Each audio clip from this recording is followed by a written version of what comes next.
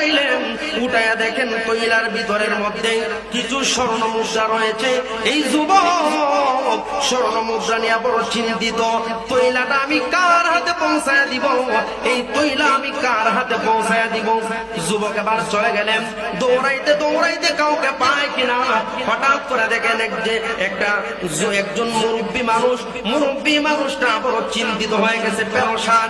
ও চাচা যান, ও চাচা যান, আপনি কি খুঁজতেছেন? বড় পেরেশান। আপনি কি খুঁজতেছেন? বড় পেরেশান। এবার বললেন, আমার একটা তৈলা হারানো গেছে। অনেক লম্বা ইতিহাস, আমি 2 মিনিটের ভিতরে শেষ করে দিচ্ছি। ভাইরা আমার, এবার ওই যুবক বললেন, কি হারাইছেন? বলে, আমার তৈলার ভিতরে এই জিনিস ছিল। ও চাচা নিন, আপনার যুবক আপনি বুঝে নিন।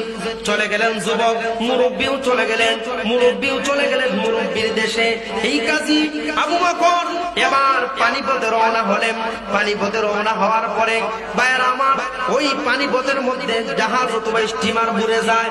বুড়ে যাওয়ার পরে সকল মানুষ মারা যায়।